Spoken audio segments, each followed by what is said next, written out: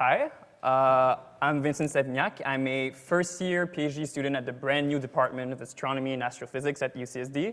I work on planet formation with Eve Lee, and I'm quite happy to be here today to share with you some of my results studying the formation of gas-poor planets, especially at large orbital distances. And the point of this talk today will be to convince you that we'll be able to use the future mass measurements of the Roman microlensing surveys in order to gain new knowledge about planet formation and answer some questions we currently just cannot answer shorter in. So let's first talk about Roman, the Nancy Grace Roman microlensing surveys. This telescope will launch next year, and we'll be conducting the first ever microlensing detection from space. And how microlensing works is that you have the flux of a distant source, and if you have a lensing star that passes in front of it, if that lensing star has a planet, and if that planet is massive enough that you can detect it, you can see a second magnification peak in the flux of the unresolved source. And you might have noticed there were 3 ifs in what I just said, and that is because microlensing by itself is a chance event, and that implies that once you find a planet this way, it's kind of hard to follow up. But if you want to look at things from a point of view of demographics, it's very good because it gives you a distribution of masses as function of orbital distances, but always in function of your lens, which you don't necessarily know and might have to assume through some stellar model of the galaxy. And the main advantage of microlensing is that it is optimal far away from the star. And I might have to skip it over there. Oh. Let's go back. You're getting a sneak peek. OK.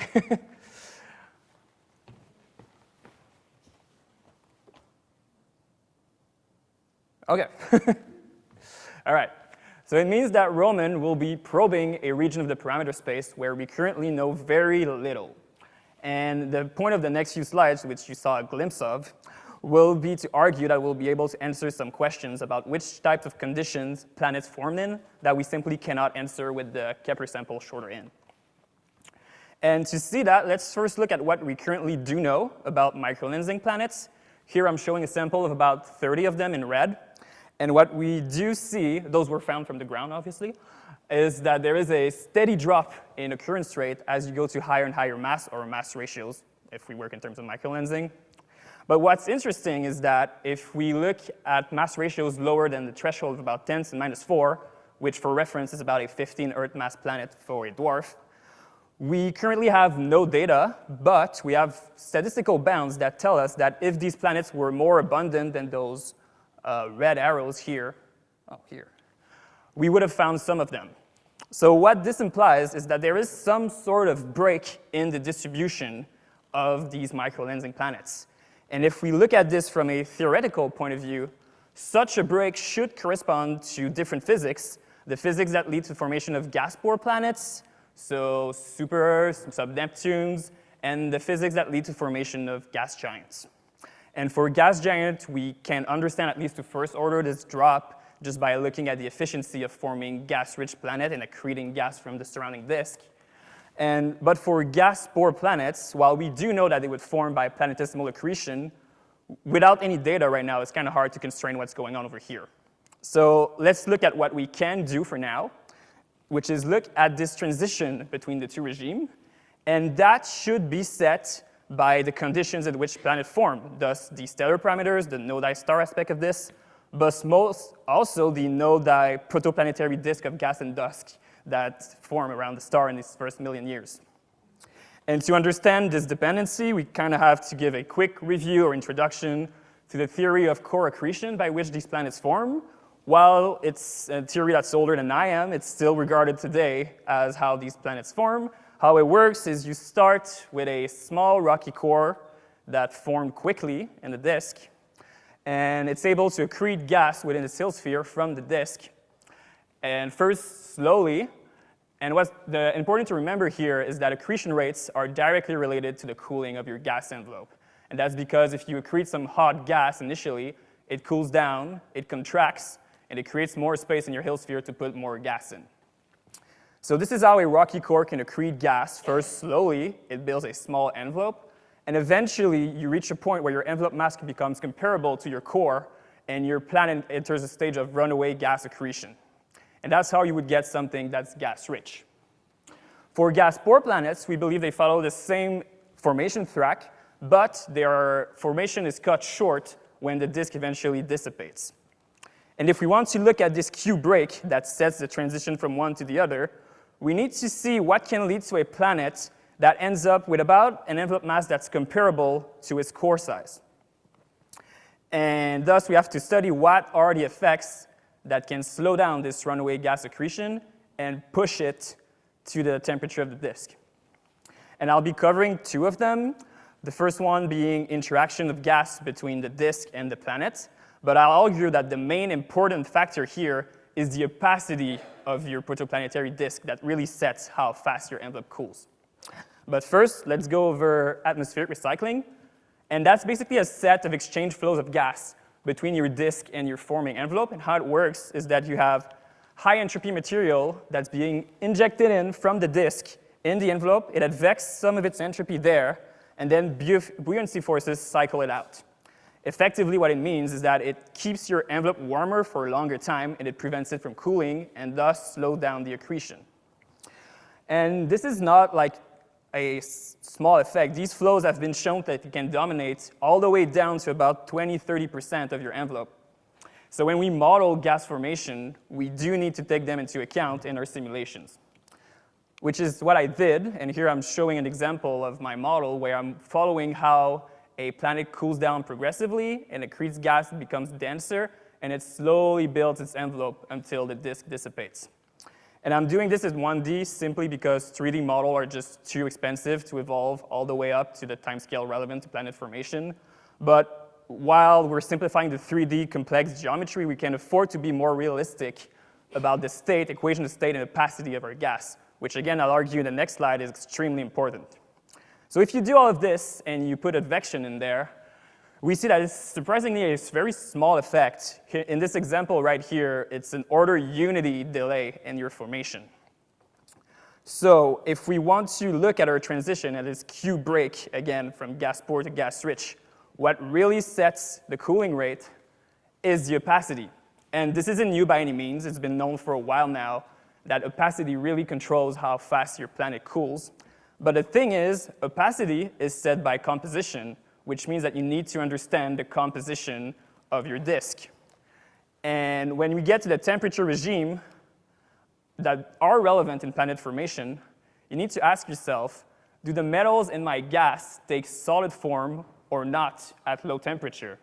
And if they do, they will provide an extra source of opacity that's about orders of magnitude larger than if you just had regular molecular opacity.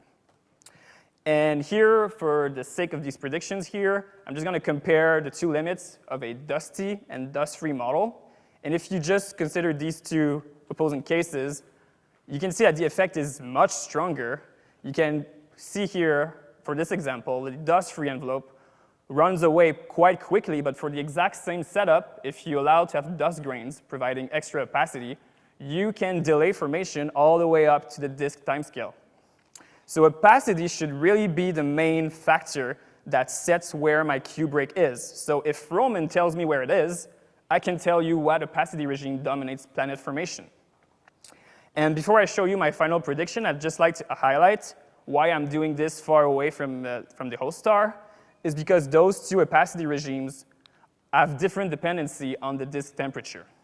And this is, I won't have time to explain all of this, but to simply a simple explanation, the dust-free parameters vary with the disk, while the dusty model really depends on the dissociation point of hydrogen, and that really doesn't care how cool your disk is. And this is going to dictate where your envelope cools down by convection or radiation when most of the mass is centrally concentrated in the inner regions. So if we put everything I've just talked about together, and we look at the maximal core mass that a planet can have before it becomes gas-rich. So this is the maximum core that you can have in planet formation without ensuring runaway gas accretion. And for the sake of the node-ice star thing, I've compared a dwarf to a solar mass. And the main thing here is that there's not much difference. I haven't gone to lower mass star yet, which I intend to, but it seems that the solar mass itself isn't a big factor, and again, it really reinforces that it's really opacity that dictates what's happening. So different colors here are my different opacity model, and the spread here is by considering the, while small, there's still an effect of atmospheric recycling, which is making the spread here. And the main point I'm trying to drive is that at short AU, you have degeneracies, about 10 Earth masses, which is regionally what we think about usually when we think at the maximal mass of rocks you can have for a gas-poor planet. But what's interesting is if you go further out to about the Einstein radius, where Roman will be looking at, those two models diverge significantly, which means that if Roman tells me that my Q break is here, I can tell you that dusty gas accretion should be more likely. And if it tells me that it's something lower than what we find over here, it should be dust-free. And I'll end by summarizing this whole thought experiment that I've been describing. Degeneracies between opacities can be resolved past 1 AU, and if you can do so, you get the opacity function that dominates planet formation, and thus indirectly probe composition at large distance, where we can't currently know what's going on with the work that's being done with JWST, so it's kind of a complementary method that's going to be useful to compare in the future in the next few years. But that is pretty much all I can do for now, without obviously having the data to compare this with. So I'll leave it on this note and take questions. Thank you.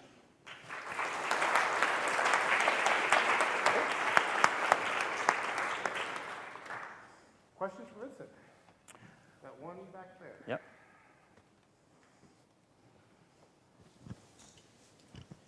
Thank you. I'm trying to understand how we get to the 1 AU, and the question specifically is how do we calculate the expected opacity? What is going into that calculation? Are you having to assume something about the composition of the dust? A lot of it comes from extrapolating what we currently do know, shorter in. So again, the whole point is that we don't really know what's going on over there, but we consider all possible range, and we have scalings of how especially this should depend on density and temperature, so we can sort of compute as a function of time what type of mass we should get. I don't know if that answers your question. I'll follow up with you after. From online, what did you assume about the grain size distribution that has a strong effect on radiative opacity? For the model I'm considering here, I assume ISM like grades. But this is still my first year, so like if I'm very open to suggestions, like, and feel free to come with me and talk about this later on. Yeah. There's a question there. Dan here for Hawaii. So some of us are thinking quite hard about the design of the Roman microlensing survey. I'm a mere theorist, but yeah. And so we're very interested in where the break happens, but also how it proceeds as you go to lower Q values. That's also something quite interesting. Yeah. So can you make something like this? Exactly. So can you talk a little bit more about this, like? How steep can it go? I guess you're mostly interested in what the Q break value is, but do you have any expectations or predictions? Well, first off, we don't necessarily expect a clean-cut break because there's a lot of different effects. So we would expect something smoother. And it's hard to really predict what's going on here right now, but we wouldn't expect it to keep going all the way up. But for now, at least it's hard to tell what's going on over there. So it's not going up because of the limits that you showed on the left, right? Yeah, that's a statistical argument. Yeah, exactly. But from the modeling perspective, yeah, I guess do you have predictions on how steep it can go in the end for your most extreme model that you're considering? Well, this goes about how often you can form these very short rocky cores, and I don't really know how to answer that right now. Sorry. Okay. Any final last quick questions? Well, in that case, I think we can go ahead and start our break. So thank you very much. Very nice job. And once again, no announcement.